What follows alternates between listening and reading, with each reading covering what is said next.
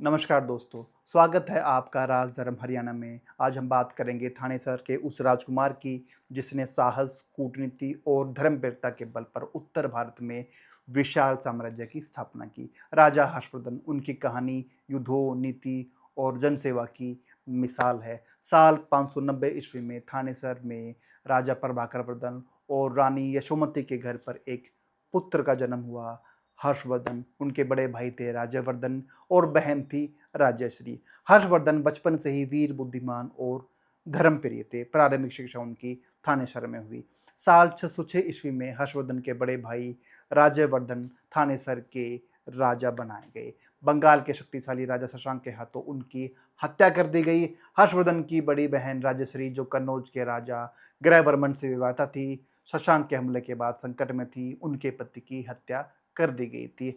हर्षवर्धन उसमें केवल 16 वर्ष के थे, लेकिन राज्य के प्रति उनकी जिम्मेदारी थी। उन्होंने गद्दी संभाल ली और आगे बढ़कर अपने राज्य को बचाने के लिए प्रयास शुरू किए। शुरुआत में हर्षवर्धन की सेना सीमित थी, लेकिन उन्होंने सैन्य प्रशिक्षण और रणनीति से पर जोर दिया। हर्षवर्धन अपने सैनिकों के साहस और शक्ति के प्रेरक थे। हर्षवर्धन ने शशांक के खिलाफ रणनीतिक हमला किया। उनकी युद्ध नीति में शामिल था हाथी और घुड़सवारों का संयोजन, गुप्त दलों से दुश्मन मुक्त कराया। शशांक भले ही पराजित हुआ, लेकिन बंगाल उनके नियंत्रण में नहीं आया। हर्षवर्धन ने उसे मारने या कब्जा करने का प्रयास भी नहीं किया। हर्षवर्धन ने अपने साम्राज्य का विस्तार उत्तर भारत की तरफ किया। पूर्व बिहार और पश्चिम बंगाल के सीमा क्षेत्र, मध्य प्रदेश, उत्तर प्रदेश, कन्नौज जो प्रशासनिक केंद्र था, दक्षिण हरियाणा, मध्य प्रदेश तक नर्मदा नदी के किनारे उन्हें रुकना पड़ा। अगर उन्हें वहां नहीं रोका जाता तो उनका साम्राज्य और भी दक्षिण की तरफ फैल जाता। हर्षवर्धन केवल योद्धा ही नहीं थे, बल्कि विशाल कूटनीतिज्ञ भी थे। उन्होंने पड़ोसी राज्यों के साथ मित्रता संबंध बनाए। असम के राजा भास्कर वर्मन के साथ मित्रता ने उत्तर पूर्वी सीमाओं को सुरक्षित किया। एक लेखक लिखते हैं कि उनका शासन शांतिपूर्ण और धर्मनिष्ठ था। हर्षवर्धन धर्मप्रिय और उदार थे। उन्होंने प्रयाग में धार्मिक सभा आयोजित की और गरीबों, ब्राह्मणों, साधुओं को दान दिया। धर्मशालाएं और अस्पताल बनवाए। अनाथों, वृद्धों और निर्धनों के लिए कल्याणकारी योजनाएं लागू करी।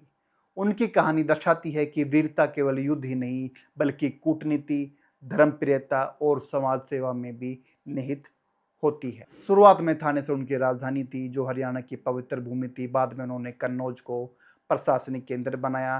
थानेसर उनका पवित्र और राजनीतिक आधार बना रहा, जो हरियाणा की सांस्कृतिक और राजनीतिक महत्ता को बढ़ाता है। तो दोस्तों, ये थी राजा हर्षवर्धन की कहानी, साहस, कूटनीति और धर्म की अद्वितीय संगम। अगली कड़ी में हम मिलेंगे उन महान राजवंश से जिन्होंने हरियाणा के दक्षिण पश्चिम भाग और दिल्ली के आसपास अपने किले और साम्राज्य की नींव रखी, और जिनकी बहादुरी, युद्ध कौशल और राजनीतिक चतुराई कहानियां आज भी लोकगीतों और कथाओं में जीवित है। तैयार हो जाइए अगले एपिसोड के लिए। हम बात करेंगे तोमर वंश और हरियाणा की राजनीतिक कहानी की। क्या आपने कभी सुना है कि एक पिता अपने बेटे को मंत्री बनाने से मना कर दे? आज की राजनीति में तो ऐसा संभव दिखाई नहीं देता है, लेकिन कोई थे जिन्होंने ऐसा किया।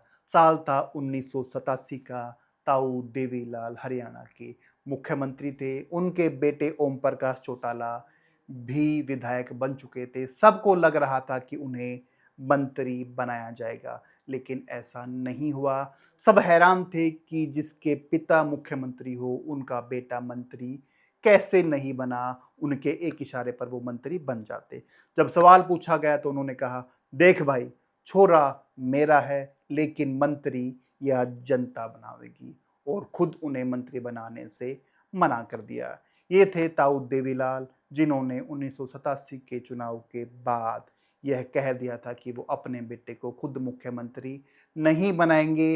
वो बात अलग है कि आगे अगले दौर में देवीलाल को हटा, मतलब उनको रिटायर कर खुद ओम प्रकाश चौटाला सूबे के मुख्यमंत्री बन गए। लेकिन ताऊ देवीलाल ने अपने उसूलों से समझौता नहीं किया। परिवारवाद को उस समय उन्होंने बढ़ावा नहीं दिया। जहां आज राजनीति में परिवारवाद का बोलबाला है, वहां आज ताऊ देवीलाल याद आते हैं। वो वक्त था जब इंदिरा गांधी जी के नाम से सब नेता कांपते थे, लेकिन हरियाणा में एक था, न झुका ना डरा, नाम था ताऊ देवीलाल। साल 1975 देश में इमरजेंसी लगी, लोकतंत्र का गला घोंट दिया गया, अखबार बंद, आवाज बंद और जो बोले वो जेल के अंदर बंद। ताऊ भी गए जेल के अंदर, 19 महीने की कैद, लेकिन झुके नहीं। जेल में भी किसानों की बात करते रहे।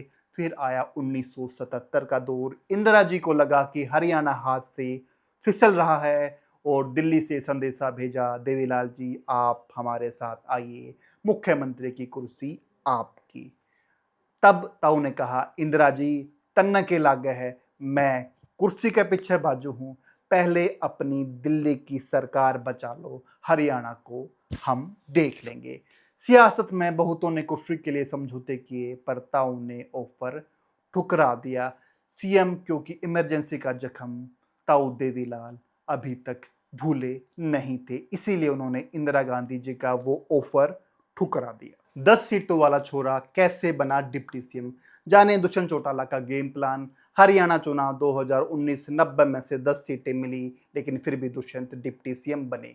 2019 के हरियाणा चुनाव में किसी को बहुमत नहीं मिला, बीजेपी को मिली 40 सीटें, कांग्रेस को मिली 31 सीटें और जेजेपी को मिली 10 सीट। अब सत्ता की जो चाबी थी वो थी दुष्यंत चौटाला के हाथ में। कांग्रेस की तरफ से भूपेंद्र सिंह हुड्डा ने ऑफर भेजा, हमें सपोर्ट दो, हम तुम्हें डिप्टी सीएम बनाएंगे। दूसरी तरफ भाजपा के प्रभारी ओम माथुर और अमित शाह के लोग भी एक्टिव थे। जेजेपी नेताओं से मीटिंग के लिए उन्हें दिल्ली बुलाया गया। दुष्यंत दोनों तरफ बातचीत कर रहे थे, लेकिन किसी को भी कमिट नहीं किया। एकदम आखिरी मौके पर भाजपा से हाथ मिला लिया। सुबह तक बीजेपी जेजेपी गठबंधन की घोषणा हो गई और वही दुष्यंत चौटाला जो कल तक 10 सीटों वाला एक किंग मेकर था, आज वही हरियाणा का डिप्टी सीएम बन गया। सियासत में नंबर अगर कम हो तो कोई बात नहीं, अगर आपकी टाइमिंग और चाल तेज हो तो पूरा खेल तुम्हारा हो जाता है।